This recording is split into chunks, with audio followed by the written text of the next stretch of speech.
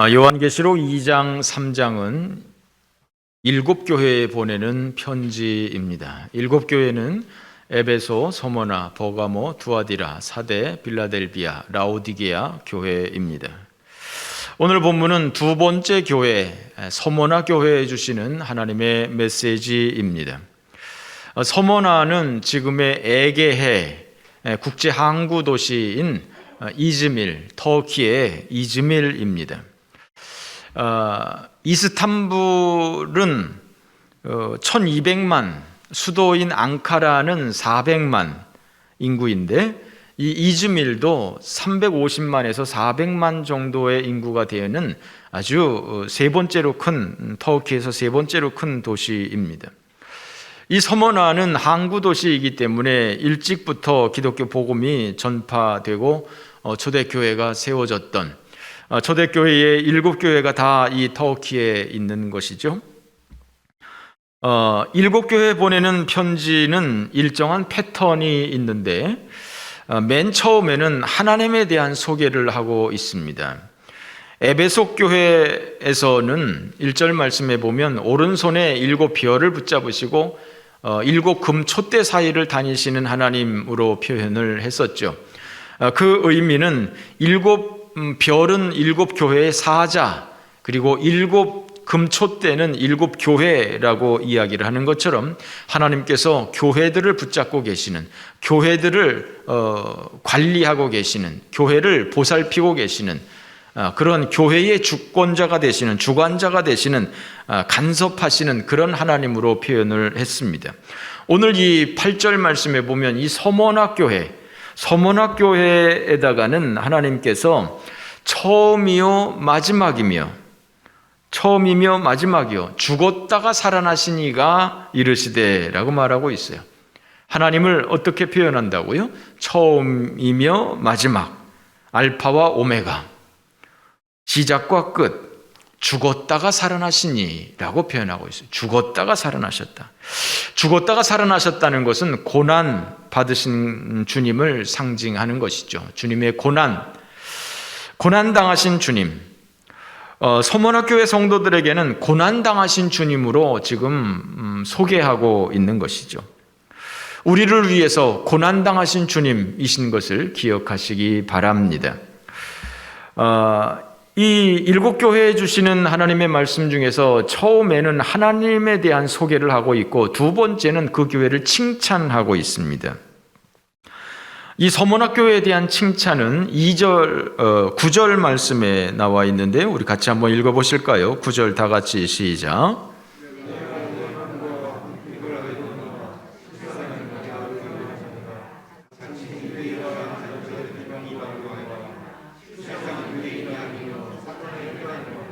네, 내가 너의 환난과 궁핍을 안다. 너의 환난과 궁핍을 안다. 이것을 보면 이 서머나 교회 성도들이 많은 환난을 당한 것을, 그리고 많은 가난이 있었던 것을 알 수 있습니다. 그런데 내가 실상은 부유한 사람이다. 겉으로 볼 때는 네가 환난을 당하고 궁핍 가운데 있지만 그러나 실상은 내가 부유한 사람이다 라고 얘기를 하고 있어요. 또 자칭 유대인이라고 하는 자들의 비방도 알거니와 실상은 유대인이 아니라 사탄의 회다. 즉 유대인이라고 하는 사람들, 어떤 좀 괜찮은 사람들, 겉으로 볼 때 좀 괜찮은 사람들, 이런 사람들이 실상은 사탄의 회다. 그 사람들은 너희들을 참 아랫사람 취급하듯 정말 한심스럽게 취급하고 비하하고 비방하고 이렇게 하지만 실상은 그 사람들은 유대인이 아니다. 그 사람들은 사탄의 회당이다. 그러나 너희들은 가난한 것 같지만 그러나 실상은 너희들이 부유한 사람이다 라고 서머나 교회 성도들을 칭찬하고 있습니다. 너희들의 환난과 궁핍을 안다. 많은 환난을 당했던 서머나 교회인 것을 알 수가 있는데요. 로마 시대에는 기독교에 대한 핍박이 전반적으로 일어났었죠. 그러나 또한 그 지역적으로 큰 차이가 있었던 것 같습니다. 지역적으로 어떤 데는 그래도 좀 평안한 데가 있고 조금 약한 데가 있고, 어떤 지역은 상당히 세게 강도가 높은 그런 지역도 있었던 것 같습니다. 그런데 이 서머나는 국제 항구 도시이기 때문에 상당히 중요한 거점이기 때문에 이 기독교에 대한 핍박도 상당히 심각했던 것 같습니다.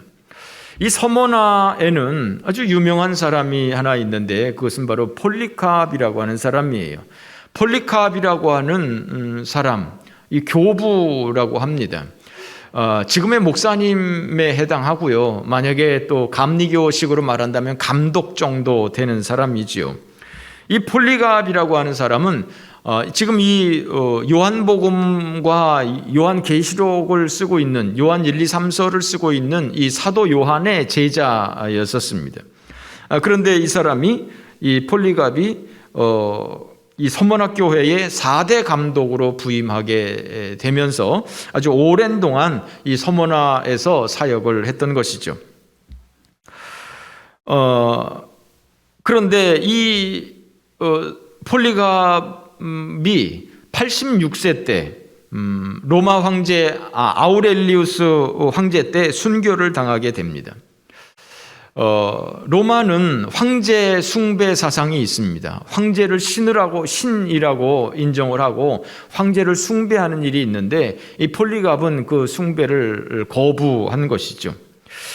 그래서 처형을 당하기 위해서 경기장으로 향하고 있는데 하늘에서 음성이 들렸다고 그래요. 폴리캅이요, 담대하라, 용감하게 싸워라, 이런 음성을 들었다 합니다. 결국 로마 총독 앞에 끌려가게 되는데, 이 폴리캅이 당시 나이가 86세 고령인 것을 고려해서 나이 많은 사람을 처형하는 것도 이 참 다른 사람들의 지탄을 받는 일이기 때문에 가급적이면 이것을 피하기 위해서 지금이라도 내가 다시 한번 기회를 줄 테니 지금이라도 예수를 부인하고 황제에게 충성을 맹세해라. 그러면 내가 당장 살려주겠다라고 이야기를 했습니다. 회유를 했습니다. 그랬더니 이 폴리캅이 아주 유명한 말을 남겼습니다. 내가 지금까지 86년 동안 예수님을 섬기면서 예수님께서는 단 한 번도 나를 배반하지 않았다. 그런데 내가 어떻게 예수님을 배반하겠느냐? 예수님이 지금까지 단 한 번도 나를 배신하지 않았는데 내가 어떻게 예수님을 배반하겠느냐?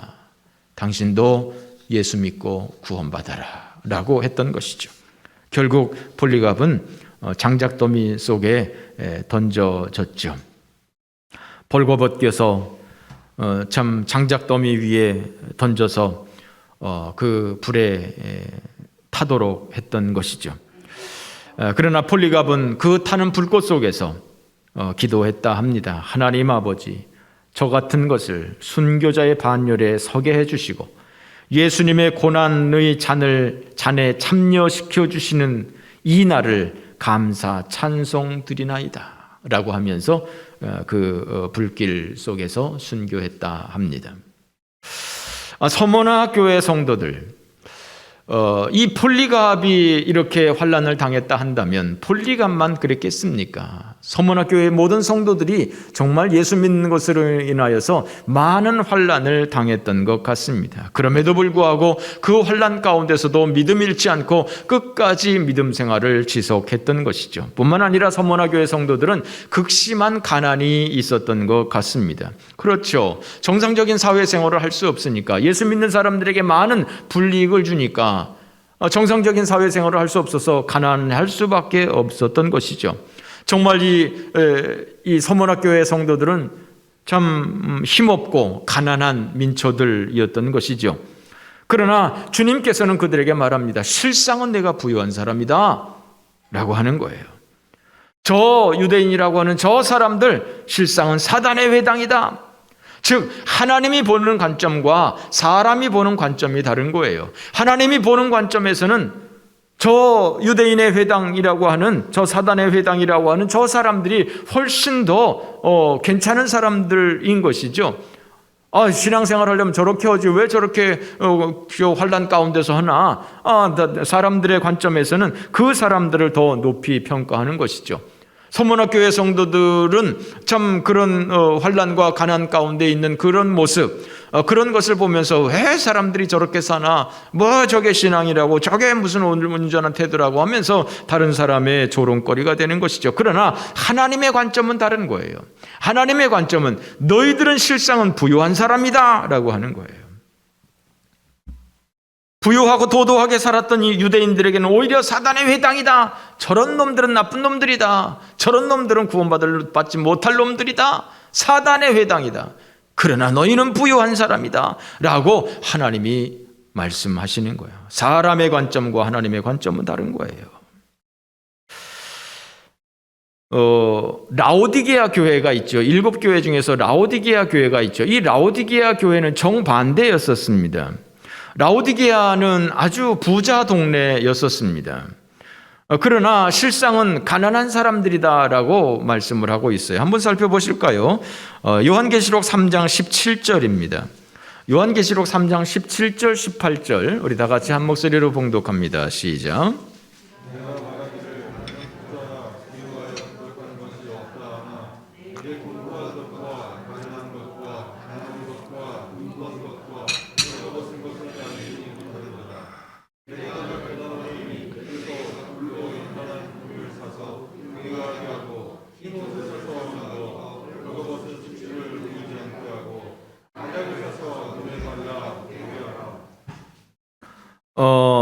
라오디게아 교회 때 말씀을 자세하게 드리겠습니다만 라오디게아는 매우 부자 동네입니다.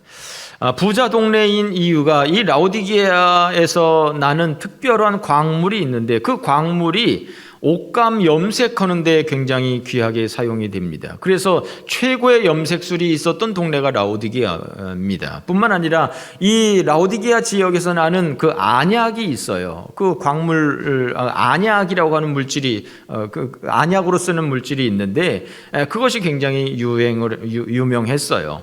그래서 이 라오디게아는 이런저런 일로 인해서 굉장히 부자 동네입니다. 그러니까 아주 좋은 옷을 입고 참 살았던 안약이 있으니까 이 동네 사람들은 눈이 다 좋은 그런 좋은 사람들이었었던 것이죠. 그러니까 이 사람들은 그렇게 스스로가 말한다는 거예요. 나는 부자다. 나는 부유하다. 나는 부족한 게 없다. 그러나 하나님의 관점은 실상은 내가 곤고한 것과 가련한 것과 가난한 것과 눈먼 것과 벌거벗은 것을 너희들이 모르고 있다라고 하는 거예요. 이 사람들이 최고급의 옷을 입고 있습니다. 최고 좋은 옷을 입고 있습니다. 아주 부유합니다. 그러나 하나님은 말합니다. 너희들은 벌거벗은 놈들이다. 너희들은 가난한 사람들이다. 너희들이 알지 못한다 라고 하는 것이죠. 내가 너희를 권하노니 내게서 불로 연단한 금을 사서 부유하게 해라. 흰 옷을 사서 입어서 벌거벗은 수치를 가려라. 안약을 사서 눈에 발라서 좀 보게 해라. 영적으로 어두운 이 사람들, 겉모습은 화려하지만 실상은 벌거벗은 이 믿음 없는 이 사람들. 그런데 이 서문화 교회 성도들은 정말 남루한 옷을 입고 살았던 가난한 사람들이지만, 그러나 하나님께서는 이 서문화 교회 성도들에게 부유한 사람이다 라고 말씀을 해주고 있는 것입니다. 사람의 관점도 중요하지만 하나님의 관점이 더 중요한 것 아니겠습니까? 하나님이 우리를 어떻게 보느냐가 중요한 것 아니겠습니까? 사람의 보는 관점으로 저 사람은 좋은 사람이야, 저 사람 괜찮은 사람이야, 저 사람 행복한 사람이야. 사람의 관점이 뭐가 중요하겠습니까? 하나님의 관점이 더 중요한 것 아니겠습니까? 여러분, 명품 너무 좋아하지 마세요. 명품 가지고 있다고 해서 그 사람이 명품이 되는 것 아닙니다. 포장지가 중요한 것이 아니라 내용물이 중요한 것 아니겠습니까? 포장지가 좋다고 내용물이 항상 좋은 것은 아닙니다. 어느 학교를 나온 것이 아니라 어느 만큼의 실력이 있는가가 더 중요한 것이겠죠. 얼만큼의 인물이 되느냐가 보다 얼만큼의 인품이 되느냐가 더 중요한 것 아니겠습니까? 보기 좋은 떡이 먹기도 좋다는 말이 있습니다만 빛 좋은 게살구라고 하는 말도 있지 않습니까? 그러므로 여러분, 사람들한테 외모로 보이는 것에 대해서 다른 사람들이 나를 어떻게 보나, 다른 사람한테 내가 어떻게 보일까, 이런 것에 사로잡혀서 인생을 살지 말고 하나님 보시기에는 내가 어떤 존재일까? 하나님 보시기에 나는 가난한 사람일까? 부유한 사람일까? 하나님 보시기에 나는 어떤 사람일까? 를 생각하면서 믿음으로 살아갈 수 있는 하나님의 백성들 되어지시기를 주님의 이름으로 축원합니다. 재물에 부유한 것도 부러운 것이지만 믿음에 부유한 것이 더 좋은 것 아니겠습니까? 야고보서 2장 5절에는 말합니다. 내 사랑하는 형제들아 들을지어다. 하나님의 세상에서 가난한 자들을 택하사 믿음에 부유하게 하시고 또 자기를 사랑하는 자들에게 약속하신 하나님의 나라를 상속으로 받게 하지 아니하셨느니라 말씀을 합니다. 오히려 가난한 사람들이 믿음에 부유할 수 있다고 하는 거예요. 그 믿음에 부유한 사람들이 하나님의 나라를 상속으로 받게 될 것이다 라고 하는 것입니다. 여러분들은 부모님이 돌아가시면 상속을 뭘 받으실 수 있습니까? 여러분들은 죽으면 자녀들에게 무슨 상속을 내리실 수 있겠습니까? 그 상속이 아무리 된다 한들 이번에 삼성의 이건희 회장이 돌아가시고 그 유산을 분배하는데 뭐 이건 천문학적이잖아요. 이건 뭐 상상할 수 없는 어마어마한 유산과 어마어마한 기부가 있잖아요. 얼마나 부럽습니까? 얼마나 참 내가 그 삼성 가문이었다면 얼마나 좋겠습니까? 그러나 여러분, 그분들에게 과연 하나님의 나라가 상속될지, 죽은 다음에 그게 그 많은 재산이 무슨 유익이 있겠습니까? 죽은 다음에는 하나님의 나라를 상속으로 받을 수 있느냐 없느냐가 더 중요한 것 아니겠습니까? 살아있는 동안에는 내 재산이 몇 억인지 몇십억인지 몇백억인지 몇천억인지가 중요하겠지만 그야말로 내 자존심의 문제이겠지만 그러나 죽은 다음에는 그게 무슨 소용이 있겠습니까? 과연 내가 하나님의 나라를 상속으로 받을 수 있는지 없는지 그것이 더 중요한 것 아니겠습니까?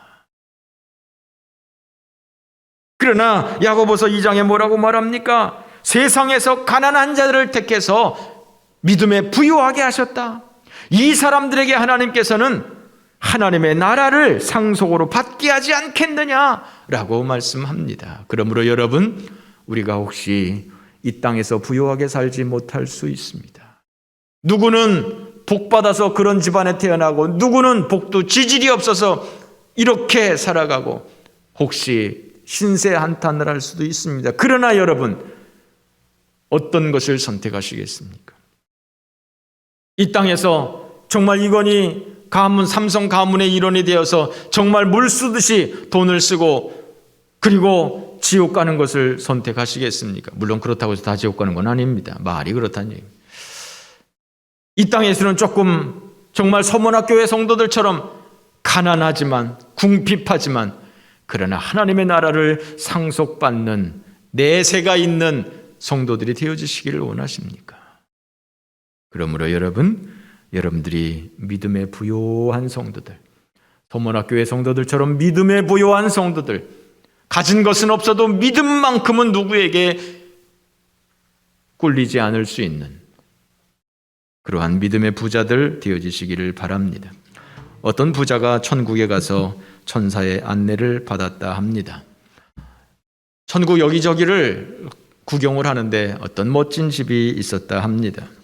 그래서 저 집은 도대체 누구 집이냐고 그랬더니 저 집은 당신이 거느리고 있었던 그 누구누구 종의 집이라고 하니까 그게 말이 됩니까? 어떻게 그 사람이 어떻게 저런 집을 소유할 수 있습니까?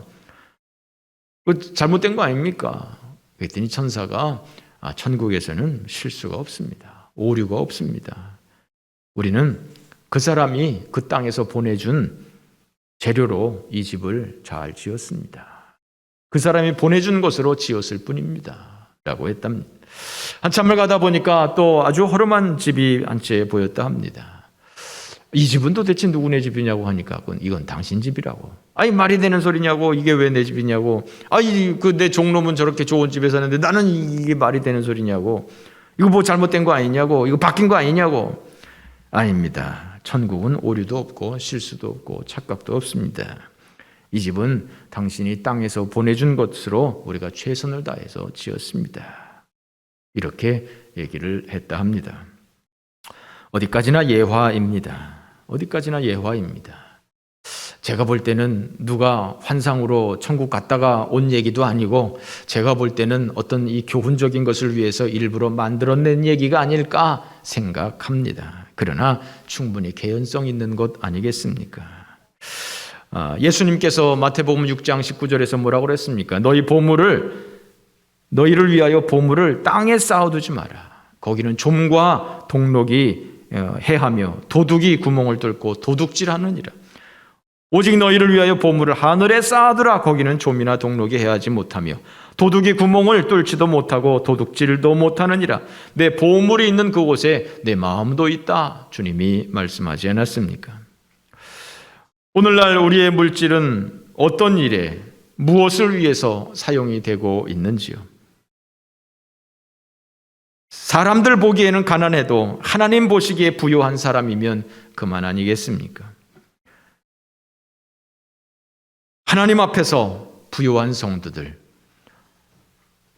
우리의 삶 가운데서는 정말 1,000원 한 장, 10,000원 한 장 버들버들 떨면서 쓸다 할지라도 정말 마음대로 풍덩풍덩 써보지 못하고 인생을 산다 할지라도 그러나 믿음의 부유한 성도들이 되는 것이 더 중요한 일 아니겠습니까?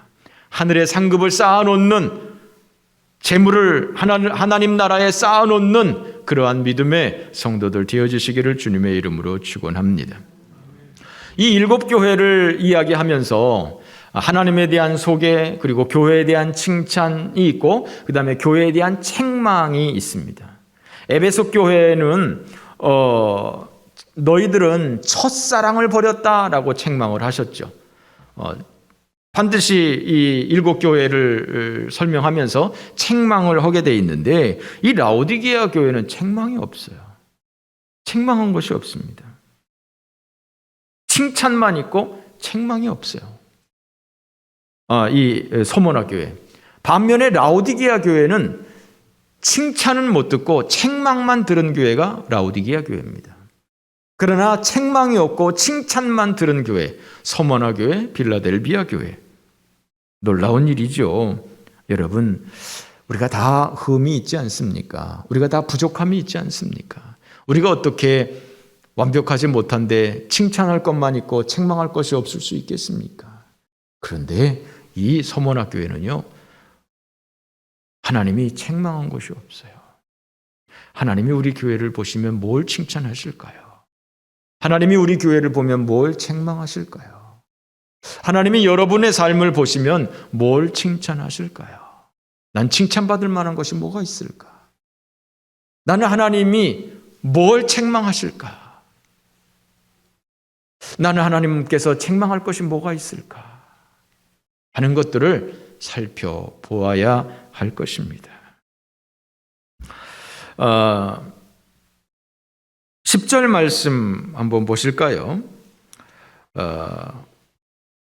칭찬만 하고 있는데 10절 말씀에 보면 너희는 장차 받을 고난을 두려워하지 마라. 볼지어다 마귀가 장차 너희 가운데서 몇 사람을 옥에 던져서 시험을 받게 할 것이다. 그러나 너희가 10일 동안 환난을 받을 것이다 라고 말씀하고 있어요. 서머나 교회는요, 환난을 통과한 교회예요. 환난 가운데서도 믿음을 잃지 않은 교회예요. 마귀가 몇 사람을 감옥에 던져서 시험을 받게 하겠다 말씀을 경고를 하고 있습니다. 10일 동안 환난을 받을 것이다 말씀을 합니다. 고난받을 것을 각오해라. 고난이 임박했다. 그러나 고난에 대해서, 환난에 대해서 너무 염려하지는 마라. 참을 만한 고난이다 라고 하는 거예요. 10일 동안 환난을 당한다는 것은 그 10이라고 하는 개념이 상징적인 숫자입니다. 10이라고 하는 숫자는 결코 적은 숫자는 아닙니다. 그러나 많은 숫자도 아닙니다. 또한 10이라고 하는 숫자는 끝이 있는 성도들의 기간입니다. 무한정, 고난이 무한정 되는 것이 아니라 고난이, 환난이 끝이 있다는 거예요. 그것이 10일 동안 환난을 받으리라고 하는 것에 대한 의미입니다. 정말 감당할 수 없는 시험이지만, 환난이지만 그러나 끝이 있다라고 하는 것이죠. 예수 잘 믿는 사람들도 고난을 받을 수 있습니다. 환난을 당할 수 있습니다. 자기 죄로 인해서 고난을 받는 경우도 있습니다만 죄와 상관없이 의인도 고난을 받을 수가 있습니다. 의인이 고난을 받는 것이 이상한 일이 아닙니다. 예수 믿는 사람이 억울한 일을 당하는 것이 이상한 일이 아닙니다. 특별히 마지막 시대는 많은 환난이 있습니다. 하나님의 백성들에게 마지막 시대에는 많은 환난이 있는 것을 기억하셔야 합니다. 예수님께서 마지막 시대에 대한 이야기를 마태복음 24장에서 하셨죠. 그 말씀에 보면 너희들이 난리와 난리 소문을 들을 것이다. 그러나 삼가 두려워하지 마라. 이런 일이 있어야 하지만 끝은 아직 아니다. 민족이 민족을, 나라가 나라를 대적하여 일어나겠고 곳곳에 지진과 기근이 있을 것이다. 이런 모든 것들이 재난의 시작이다. 그때에 사람들이 너희를 환난에 넘겨주겠으며 너희를 죽이리니 너희가 내 이름 때문에 모든 민족에게 미움을 받으리라. 내 이름 때문에 너희들이 모든 민족에게 미움을 받게 될 것이다. 너희들을 환난에 넘겨주겠고 너희들을 죽일 것이다. 마지막 시대. 그때 많은 사람이 실족하게 되어 서로 잡아주고 서로 미워하겠으며 거짓 선지자들이 많이 일어나 많은 사람을 미혹하겠으며 불법이 성행함으로 많은 사람의 사랑이 식어지리라. 그러나 끝까지 견디는 자는 구원을 얻으리라. 할렐루야. 마지막 시대에는 많은 환난이 있는 시대입니다. 그러나 끝까지 견디는 자는 구원을 얻으리라. 주님께서 말씀하셨습니다.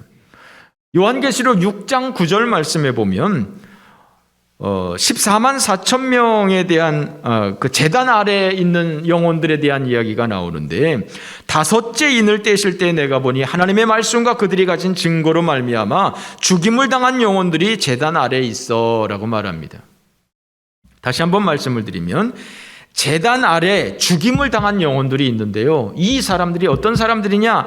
하나님의 말씀과 그들이 가진 증거로 말미암아, 쉽게 말해서 예수 믿는 것 때문에 죽임을 당한 사람들이 제단 아래서 하나님 앞에 큰 소리로 기도하는 거예요. 뭐라고 기도하느냐? 거룩하고 참되신 대주제요, 땅에 거하는 자들을 심판하여 우리 피를 갚아주시지 아니하시기를 언제까지 하십니까? 아니, 언제까지 우리 피를 갚아주시지 않을 거예요? 우리가 예수 믿는 것 때문에 이렇게 어려움을 당했는데 언제까지 이 원수를 갚지 않아 주실 거예요? 라고 하는 것이죠. 그랬더니 주님이 뭐라고 말씀을 하십니까? 각각 그들에게 흰 두루마기를 주며 이르시되 아직 잠시 동안 쉬되 그들의 동무들과 동무종들과 형제들도 자기처럼 죽임을 당하여 그 수가 차기까지 하라 하시더라 그랬습니다. 그러니까 제단 아래서 예수님을 믿는 것 때문에 죽임을 당해서 제단 아래서 신음하면서 하나님 앞에 기도하는 주의 성도들에게 하나님께서는 조금만 더 기다려라. 아직 순교 당해야 될 사람들이 좀 더 있다. 그 사람들이 순교 다 당할 때까지 조금만 더 기다려라. 수가 차야 된다. 라고 주님 말씀하시는 것이죠. 예수 믿는 것 때문에 죽임을 당할 사람들이 많이 있다라고 하는 거예요. 요한계시록 7장에는 인침을 받고 구원을 받은 14만 4천 명에 대한 이야기가 나옵니다. 이 사람들은 큰 환난을 통과한 사람들이다 라고 얘기를 하는데, 7장 14절, 이는 큰 환난에서 나오는 자들인데 어린 양의 피에 그 옷을 씻어 희게 하였느니라. 큰 환난에서 나오니 옷이 피투성이가 되었죠. 근데 그 피투성이가 된 그 옷을 예수님 어린 양의 피에 씻어서 희게 하였다. 피로 씻으면 어떻게 희게 되겠습니까? 뻘겋게 되지 않겠습니까? 피투성이가 된 옷을 피로 빨면 온통 더 피로 빨개지지 않겠습니까? 그러나 예수 그리스도 어린 양의 보혈의 피에 옷을 빨아서 흰 옷이 된다라고 하는 것이죠. 그렇습니다. 큰 환난에서 나온 사람들이 구원받을 14만 4천 명인 것이죠. 거저 받는 구원은 없는 것이죠. 마지막 시대에 큰 환란이 있는데, 특별히 성도들에게 큰 환란이 있는데 그 환란을 통과해야 하는 것이죠. 마태복음 24장 21절 말씀에 보면 이는 그때 큰 환란이 있겠습니다. 창세로부터 지금까지 이런 환란이 없겠고 후에도 없으리라. 그 날들이 감하지 아니하면 모든 육체가 구원을 얻지 못할 것이나 그러나 택하신 자들을 위하여 그 날을 감하시리라. 마지막 시대에 큰 환란이 있을 것이라는 거예요. 그 환란이 계속 지속되면 견딜 사람이 없다는 거예요. 그래서 하나님께서 견딜 만큼 그 환란을 줄여주실 것이다. 감당할 수 있을 만큼 그 환란을 줄여주실 것이다 라고 하는 거예요. 여러분들은 어떠십니까? 여러분, 우리는 지금 서문화교회에 대해서 살펴보고 있습니다. 많은 환란을 당했던 교회, 많은 고난을 당했던 교회, 가난할 수밖에 없었던 교회. 그 사람들은 정말 그 값비싼 대가를 지불하고 믿음을 지켰던 것이죠. 그 믿음을 지키기 위해서 세상 모든 것들을 포기할 만큼 그 환란을 몸으로 감당해냈던, 그 가난을 몸으로 감당해냈던, 그래서 하나님께서 너희들은 도대체 책망할 것이 없다. 정말 너희들은 믿음에 부유한 사람들이다. 실상은 너희가 부유한 사람이다. 라고 칭찬을 했던 이 사람들이었던 것이죠. 과연 우리는 이 환란을 통과할 수 있는 믿음이 있을까? 마지막 시대는 큰 환란이 있을 터인데 우리 낙원교회 성도들은 그 큰 환란을 통과할 만한 믿음이 있을까? 환란의 비바람이 몰아칠 때에 우리는 능히 맞서서 싸우면서 피투성이가 되면서 정말 끝까지 믿음을 고수할 수 있는, 죽도록 충성하라, 죽을 때까지 충성해라, 죽을 만큼 충성해라 할 만큼 정말 우리에게 그런 믿음이 있을지, 환란의 비바람이 불어치면 얼마 버티지도 못하고 그냥 뿌리째 뽑혀나갈 성도들은 아닐지, 정말 하나님 나라의 그 나라를 유업으로 받을 그럴 믿음이 있을지 우리 자신의 모습을 살펴보아야 하겠습니다. 생명나무교회 박성결 목사님, 우리 시찰에 있는 목사님인데요, 그 사모님이 돌아가셨어요. 49세, 아직 젊은 나이인데요, 목욕탕에서 양치를 하다가 뒤로 넘어지셨나 봐요. 그 딸이 그 넘어지는 모습을 보았는가 봐요. 결국 의식이 돌아오지 못하고 5일 만에 돌아가셨습니다. 얼마나 황당한 일입니까? 이걸 어떻게 이해해야 됩니까? 무슨 죄를 많이 졌는가 보다. 사모님이 무슨 죄를 많이 져서 뒤로 넘어져 가지고 5일 만에 돌아가시겠습니까? 무슨 심각한 죄가 있다고 그렇게 하나님이 하시겠습니까? 하나님의 뜻을 우리는 알 수가 없습니다. 처음과 나중 되신 하나님, 죽었다가 살아나신 우리 주님, 생명의 주관자가 되시는 우리 주님이 하시는 일인 것입니다.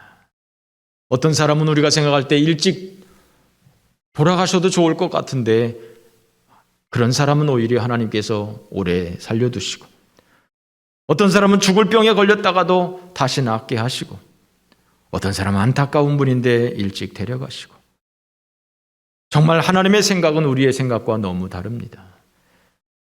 하늘이 땅에서 높은 것처럼 하나님의 생각은 우리 생각보다 넓고, 바다가 넓은 것처럼 하나님의 생각은 우리의 생각보다 넓고, 동이 서에서 먼 것처럼 하나님의 생각은 우리의 생각과 너무나 멀지요. 참새 한 마리가 떨어지는 것도 주님의 허락 없이는 떨어지지 않는다, 주님은 말씀하셨습니다. 왜 하나님께서 사모님을 일찍 데려가셨는지, 왜 우리를 지금까지 살려두고 계신 것인지, 왜 나를 죽을 병에서 건져주셨는지, 왜 어떤 사람은 일찍 데려가셨는지, 그것은 우리가 알 수가 없습니다. 그것을 알면 하나님이죠. 하나님은 그것을 우리에게 설명해 주지도 않습니다. 내가 무슨 죄가 있다고 이렇게 하십니까? 라고 우리가 하나님 앞에 대들을 수는 있겠지만 우리가 그 하나님의 뜻을 이해할 수는 없습니다. 우리는 다만 하늘과 땅의 권세를 가지신 예수님, 삶과 죽음의 모든 권세를 가지신 주님의 섭리를 그냥 받아들이는 것밖에 없습니다. 이해할 수도 없습니다. 이해하려고 애를 쓸 필요도 없습니다. 그냥 받아들이는 것입니다. 그럼에도 불구하고 우리의 믿음이 변치 않는 것입니다. 하나님이 어디 있어? 그렇다면 하나님이 어디 있는 거야? 그것은 믿음이 없는 것입니다. 하나님이 하시는 일을 우리가 다 이해할 수가 없고 우리는 다만 하나님이 하시는 일을 그대로 받아들이는 것밖에 없습니다. 이해되지 않아도 그대로 받아들이는 것입니다. 그것이 믿음인 것입니다. 큰 환난을 당해도, 큰 가난을 경험해도, 예수 믿는 것 때문에 큰 핍박을 받아도 왜 하나님이 나는 안 건져주시냐, 왜 하나님이 저 사람은 건져주시는데 왜 나한테는 이렇게 하시느냐 따질 것도 없습니다. 그것은 하나님이 하실 일입니다. 우리는 다만 우리 믿음을 지키는 것입니다. 죽도록 충성해라. 그리하면 생명의 관을 너희에게 주시리라. 할렐루야. 죽도록 충성하고 죽을 때까지 충성하고 생명의 면류관을 받을 수 있는 믿음의 성도들 되어지시기 바랍니다. 7절 이기는 그에게는 내가 하나님의 낙원에 있는 생명나무의 열매를 주어 먹게 하리라. 이기는 그에게는 그렇습니다.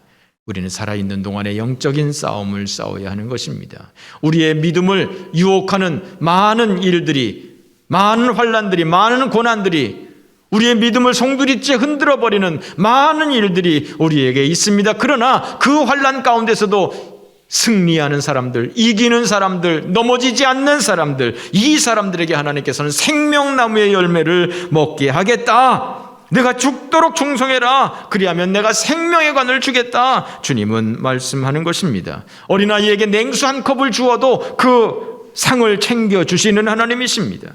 하나님은 우리를 다 살펴서 아시고 하나님은 우리가 수고한 대로 보상하게 하시는 하나님, 죽도록 충성하고 생명의 면류관을 받을 수 있는 믿음의 성도들, 서문화 교회 성도들처럼 정말 책망할 것이 없고 칭찬할 것밖에 없는, 사람 보기에는 참 가난하고 비천한 사람들이지만 그러나 하나님 보시기에는 존귀한 믿음의 성도들 되어질 수 있는 우리 모든 낙원교회 성도들 되어지시기를 주님의 이름으로 축원합니다.